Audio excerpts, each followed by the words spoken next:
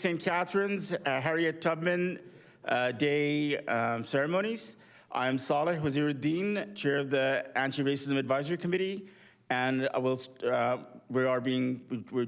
streamed and we're joined by many students from the Harriet Tubman Public School, as well as from young people from Future Black Female. I'll hand over to His Worship Mayor Matt Cisco for the land acknowledgement.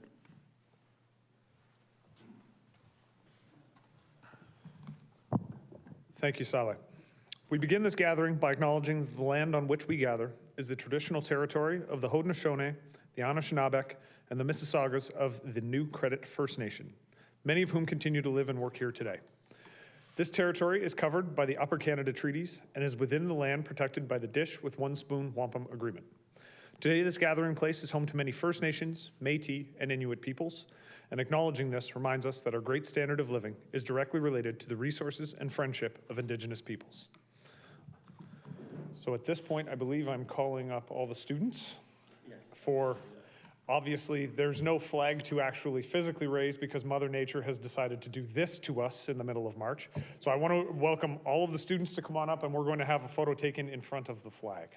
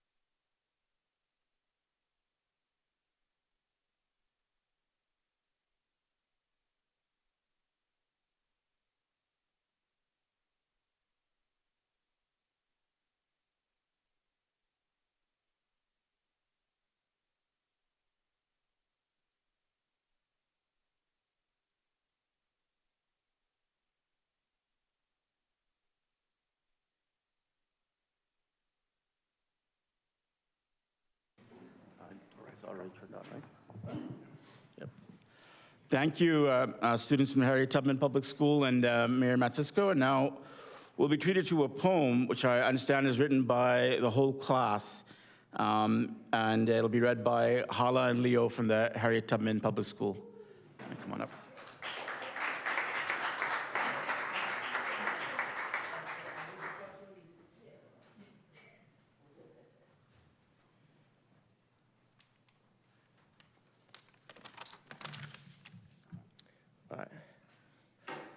She was a conductor on the railroad. Her passengers were the payload. She never got caught. She couldn't be bought.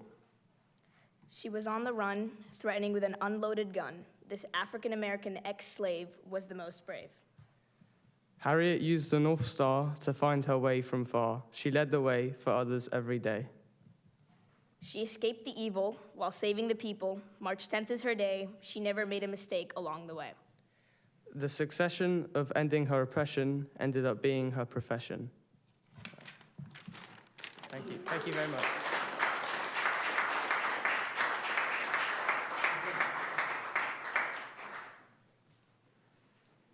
In Urdu, after a great poem, we would say, wah, wah, wah, wah, wah. So, wah, wah, wah. All right. And now we'll be greeted by Rochelle Bush, trustee and historian of the Salem Chapel BME Church, National Historic Site, Harriet Tubman's Church. Thank you for the introduction, Saleh. That poem was fantastic. It's beautiful, and I greatly appreciate it. And of course, I'm going to put in a request to see if we can have a copy of it and hang it inside the Salem Chapel. So good morning, everyone. As you heard, my name is Rochelle Bush. I'm the resident historian of the Salem Chapel. And I'm also the owner and operator of Tubman Tours Canada. So Harriet Tubman Day began in 1990 in the United States under President George Bush Sr. A proclamation was given at that time, and in St. Catharines, the former Mayor Joe McCaffrey gave a proclamation as well. He declared March 10th Harriet Tubman Day. And as we know, and we just heard, it's the date of her death. So Harriet Tubman was born Araminta Ross in Dorchester County, Maryland. She was enslaved. Her parents were Ben Ross as well as Rita Green Ross. And her mother, of course, was named Harriet, but the short form or the nickname for her mother was Rit or Rita. So Harriet Tubman was born enslaved. We know a lot of her enslaved stories when she was a tweener, so between the ages of 12 and 13 years old. We don't know because her true date of birth is not documented. She was struck in the head with what is believed to be a 2-pound weight, and that's because she refused to help an overseer apprehend an enslaved black man, a young black man who was trying to escape. So from that time on, she suffered from a disability, a head injury. At the time, they called it sleeping spells. She would have blackouts. Scholars today know it as temporal lobe syndrome, and that she suffered from seizures. For the remainder of her life, Harriet Tubman continued with a gnawing headache. 1849, her enslaver, Edward Brodess, passes away, and she's married to a free black man by the name of John Tubman. He didn't share her idea of freedom, and he did not want to move north with her because she learned that she was going to be sold away. So she eventually escaped on her own and made her way to Philadelphia, where she settled. She learned a year later, in December 1850, that her niece Keziah, Jolie Boley, was going to be sold on the Cambridge auction block, along with her 2 children. So John Alfred Boley, as well as Harriet Tubman's namesake, her grandniece, Araminta. Harriet Tubman decided to come up with a plan. She devised a plan with Keziah's enslaved husband, John, and she went down to Maryland and helped rescue Keziah and her 2 kids, and she brought them to Philadelphia. 1 year after that, and in between, there's 4 or 5 rescues, Harriet Tubman going back to Maryland. So 1 year after that, it's now December 1851. She is a conductor of the Underground Railroad, and she extends her Underground Railroad route to St. Catharines, and she brings 11 freedom seekers with her at that time. So she's here for the winter of 1852, and no doubt the weather is like it is today.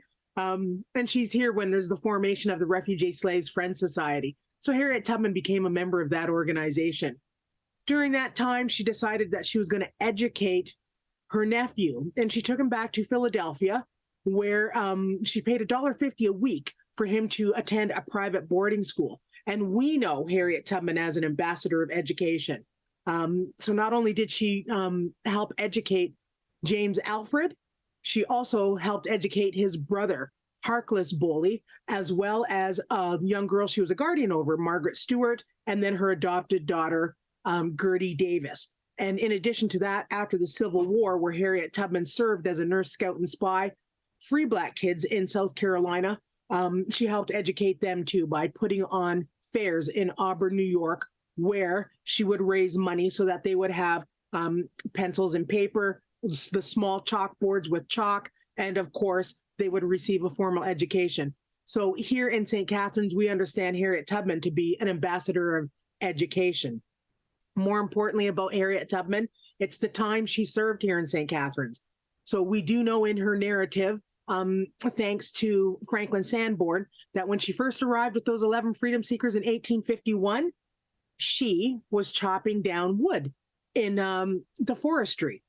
We also know that she operated a boarding house on North Street, and that's where she settled with her 2 parents, and she also was paid to hire. So part of her narrative in October 1856, a young black male finds his way to St. Catharines, if he's not living here, because we really don't know about that account. So we do know in St. Catharines, she's approached by a young black male, and he hires her to go back to Maryland to rescue his fiancée, Tilly.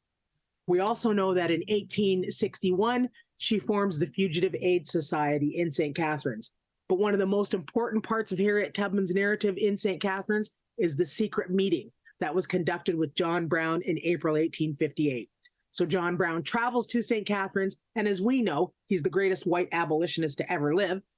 John Brown has a secret meeting with Harriet Tubman and a large amount of black males who she rescued and who were living here at the time. And they decide that they're going to overthrow Harper's Ferry, Virginia. The plan wasn't hatched right away. It was delayed for a year. It took place in October 1859. John Brown unfortunately was captured. A number of men were shot. John Brown was hanged on December 2nd. But that was the catalyst that started the movement towards the abolition of African enslavement in the United States. But what's most important about that, it was hatched here in St. Catharines as well. Rochester, New York, various parts of New York State, as well as in Philadelphia and Boston. But for me, that's a proud moment for my ancestral history, because I know it was started here in St. Catharines as well, the idea to overthrow institutionalized slavery in the United States. Very proud of the fact that Harriet Tubman was part of that, and very proud of the fact that I am able to walk that area every day of my life to know that it happened there. Because my ancestors, the majority of them were enslaved as well. As most of you know, my 2 times great-grandfather was the minister in charge for a period of time when Harriet Tubman was there. So my immediate family rubbed shoulders with the great one, Moses, which was her nickname. And I'm just proud of that fact. But more importantly, I am proud of the fact of Harriet Tubman's connection to St. Catharines. She was here on British soil. Amen. Thank you. Happy Harriet Tubman Day.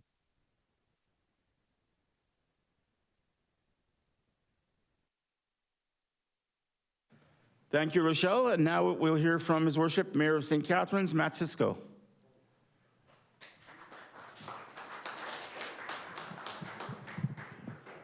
Thank you, everybody. Thank you, Sally. I will just say I could sit and listen to Rochelle talk about the history of this community and the Black history of this community all day long. It is always instructive, and I always learn something. I want to thank Sally and the members of the Niagara Region Anti-Racism Association, the city's Anti-Racism Advisory Committee, for arranging today's flag raising of the Pan-African flag in honor of Harriet Tubman Day. Today's flag raising is a hybrid event, both in person and virtual, and I'm looking forward to us continuing this practice because I think it gives us an opportunity to have more people involved, and that's a good thing.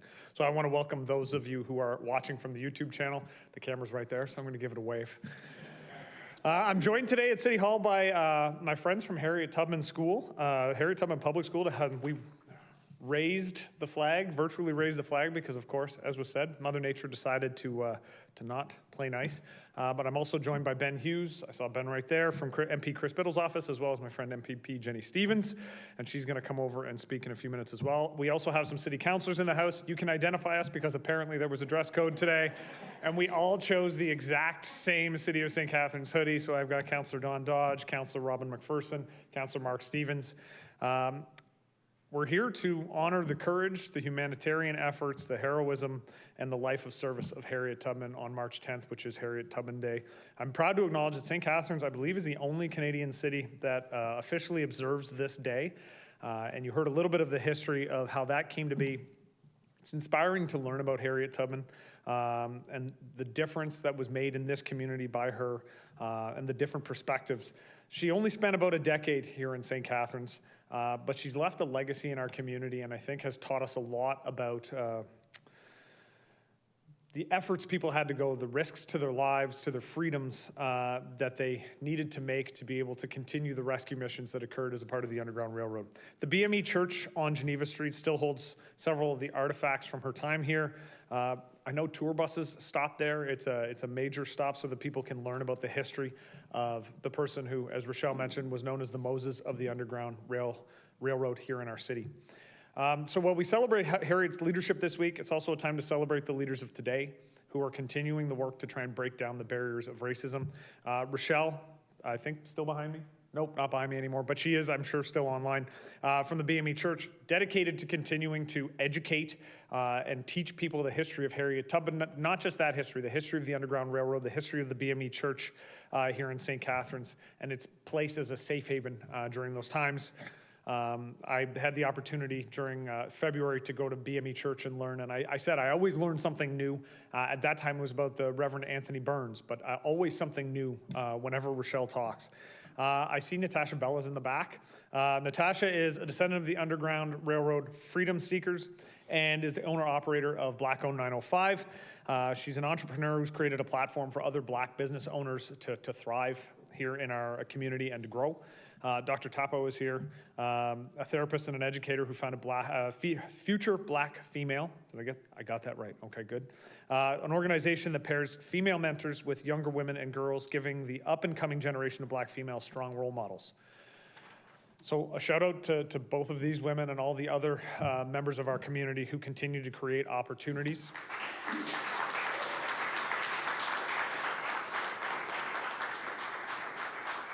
I've had a chance to observe it, and the work that you're both doing, it's incredible, and just always know you have a friend in the mayor's office, and anything we can do to try and support your efforts, we will. And finally, thank you to Saleh. Saleh Waziruddin, chair of the city's anti-racism committee, executive member of the Niagara Region Anti-Racism Association. Saleh, I've had the opportunity, the two of us, to have a number of conversations over the years. We agree in many areas, we disagree in many areas, sometimes very vehemently. But the thing that I appreciate about Saleh is he's always willing to come back and continue the conversation and to have the next conversation. Too often in society these days, we decide that we have a disagreement and we push back and we won't talk. And what I love about Saleh is he's always willing to have that conversation. We will continue to agree in some areas and disagree in some areas vehemently, but I appreciate Saleh and the work that he does. It's important for all of us to have community leaders like the folks that I've highlighted, because that's how we grow as a community. So community continues to make efforts to celebrate the rich history of the Black community and highlight those who are responsible for building St. Catharines. Obviously, we renamed Richard Pierpoint Park last year. There's an exhibit now going on at the St. Catharines Museum. Yeah, definitely.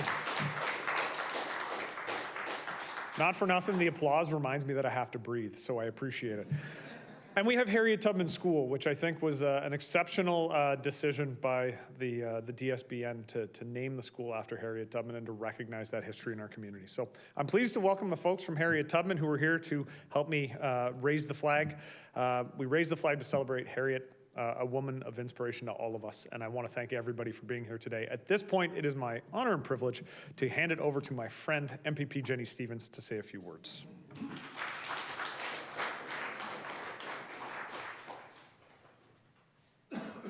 So one thing about being the second at the mic after Mayor Cisco and MP Biddle, you have to lower it for me.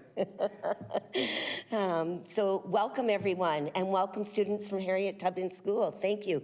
Beautiful poem that you did this morning. It meant so much, and you touched every highlight of Harriet. So good morning, and thank you to Salem and to the St. Catharines Anti-Racism Advisory Committee for organizing today's flag raising in commemoration of the 33rd annual Harriet Tubman Day. Mayor Joe is a very fine friend of mine, so it's a fine, fine day here in the city of St. Catharines, as he would say. I'd argue that with the snow falling. This is a day dedicated to honor the life of a legacy of one of the great freedom fighters in Canada and American history. Refusing to accept a life of servitude, Harriet Tubman instead devoted her life to fighting for the abolition of slavery and empowerment of African Americans. And escaped slave Underground Railroad conductor, an abolitionist, Harriet Tubman endured a life of hardship and discrimination. Despite incredible hardships, Harriet Tubman was a beacon of hope for those in slavery, leading hundreds of people to freedom through the Underground Railroad and into Canada. Right here in St. Catharines, she risked her life again and again with one goal in mind, and that was to lead others to freedom, to lead others to opportunity. However, Harriet Tubman's contributions to the cause of freedom did not end with civil war. She continued to fight for civil rights and women's suffrage until the end of her life. As the first woman to lead an armed military raid, Tubman was a trailblazer for women, even in the 1860s. Her legacy inspires us to stand up for what is right, even in the face of adversity, and to work tirelessly to ensure that every person had the freedom, had an opportunity they deserved. We will never understand the fear that she and other slaves endured during this time. However, we can honor her movements and the liberty she granted others by studying how the great city of St. Catharines played a role in this history. This city, being a place of absolute freedom, was an integral part of Harriet Tubman's great quest. As celebrating Harriet Tubman Day, today, March 10th, let us not only honor her legacy, but also commit ourselves to continuing her work. Let us work to eradicate the remnants of racism and injustice that still plague our society. There was such a deep-rooted faith and compassion in all that Harriet Tubman accomplished. As we honor Harriet Tubman's life and pursuit in fighting for human dignity and human rights, let us continue to serve and abide by these basic principles of humanity in our own lives and within our community today. Tomorrow, I look forward to attending the celebration of Harriet Tubman's life at the Salem BME Church, and I want to extend a thank you to Rochelle Bush. Good morning, Rochelle.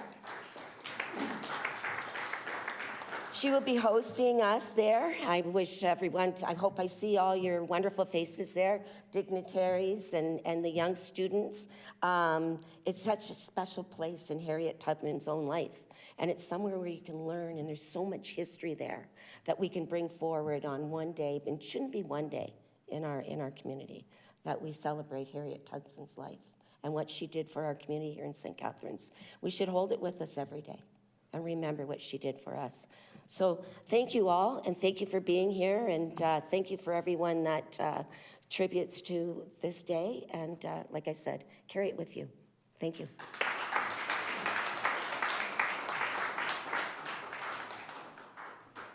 Thank you. That was our Member of Provincial Parliament, Jenny Stevens.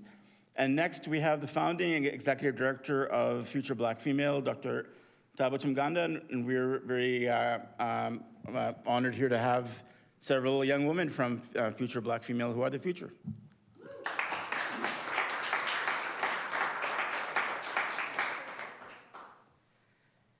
Thank you for having us. Thank you for inviting us. On Wednesday, I was speaking at an International Women's Day event in Sarnia, Lambton area, and one of the speakers was talking about the famous five.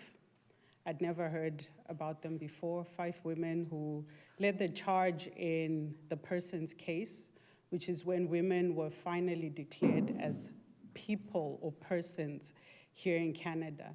And as she was talking, she mentioned Harriet Tubman as someone significant in Sarnia's history, which of course, as someone from St. Catharines, I was like, why are you claiming Harriet Tubman? She's ours.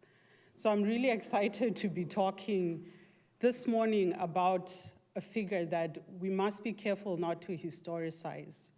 Her values are something that we need to hold on to as current, as pertinent, as requiring all of us to take responsibility for each other's freedoms, for each other's education, and for everything else that Harriet Tubman and her colleagues worked hard for.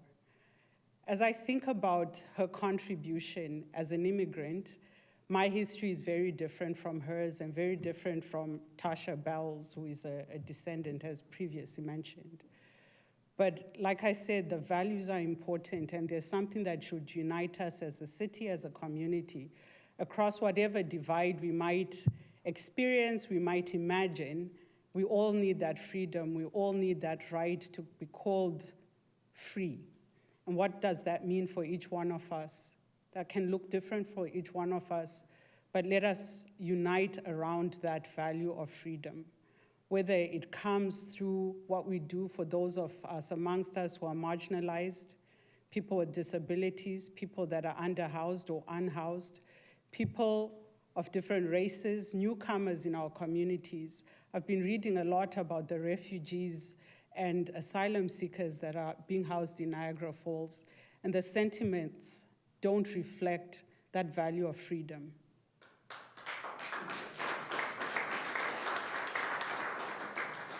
So we need to be aware, as we celebrate Harriet Tubman, what message we're now bringing across as a community.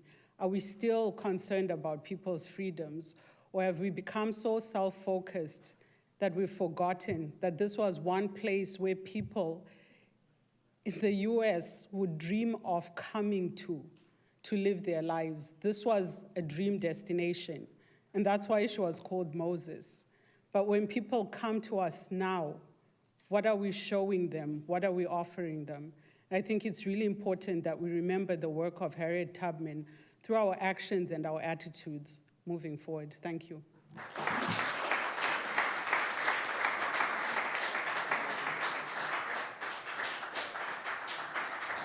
Thank you. That was Dr. Tabacha Mganda, founding executive director of Future Black Female. And I'd like to now invite representing our federal member of parliament, Chris Biddle, Ben Hughes.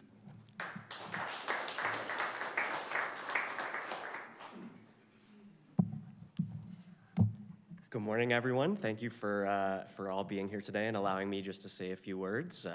So as Sally said, my name is Ben Hughes. I'm here on behalf of our member of parliament, Chris Biddle. Chris, unfortunately, is still in transit from Ottawa, so he could not make it back to be here in time today. Sally, as well, I'd like to thank you and the whole committee for putting this together and allowing us to meet both in person and virtually. I think that's a great option, and it really allows more people to participate, so love to see that continue moving forward. Rochelle, I'm saying hi in the camera here. Always love listening to you speak. Thank you for the history lesson, as always, and Dr. Tapato as well, for the work you're doing and really trying to push that forward to the next generation. So I think all of us here, through the speakers and through our own knowledge of Harriet Tubman, understand the importance of her importance to history, her importance to the Black community, to the American story as well, but also obviously to our own community, to our city, and it's something that we're really proud to see things like the Salem Chapel, like Harriet Tubman Public School, continuing on and honoring her in that way. And then the other thing I'd really like to raise is that as we see from the students here, and we heard from that poem earlier on, it's not just about recognizing her as a historical figure. It's carrying on that legacy and really trying to live those values every day and teaching the next generation like you guys here in front of me. And just one more thing I'd like to highlight. I think it's important for MP Biddle, as well as all the other leaders here, and really everyone who came out today, that we remain committed to those values, and ensuring that Niagara remains a really inclusive place, a really great place to live and work, and that we're actively standing up against injustices that we see in our own lives every single day, not just today. So again, thank you on behalf of MP Biddle and our whole office as well. Thank you for allowing me to come say a few words, and happy Harriet Tubman Day, everyone. Thank you.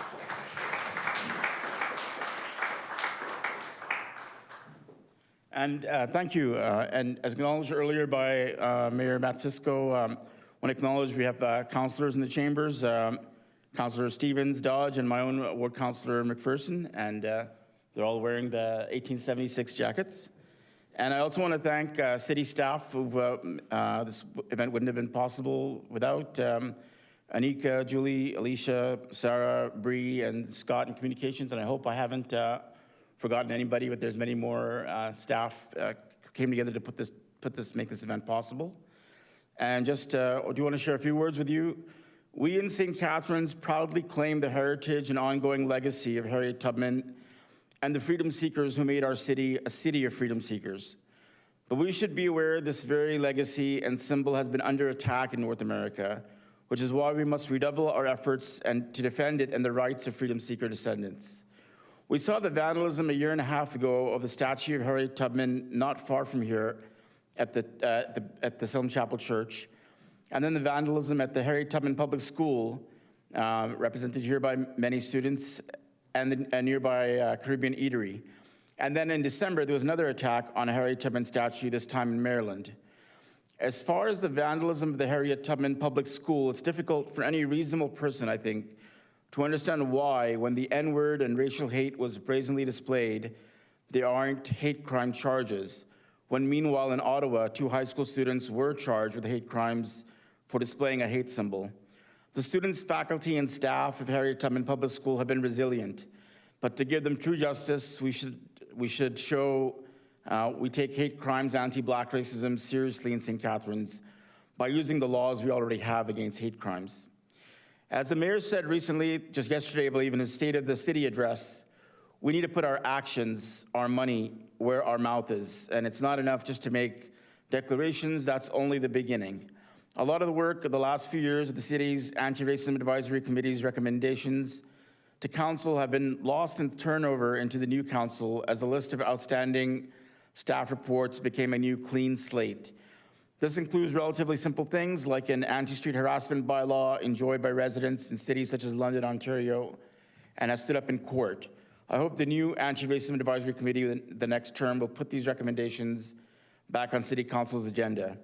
And we must also not forget that while our city has been home to freedom seekers looking for refuge through the Underground Railroad, it was also a refuge for the other side.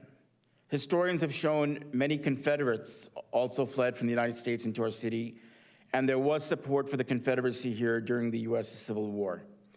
But the need for refuge for those fleeing persecution and hardship, though not the same as the freedom seekers, continues, as Dr. Tubman mentioned.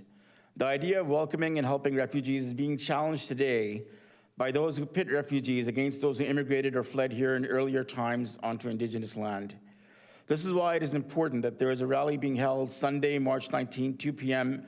at another city hall, this time in Niagara Falls, by the Migrants' Rights Network to unite against racism in all its forms. Thank you very much, and have a happy rest of Harriet Tubman Day. Thank you.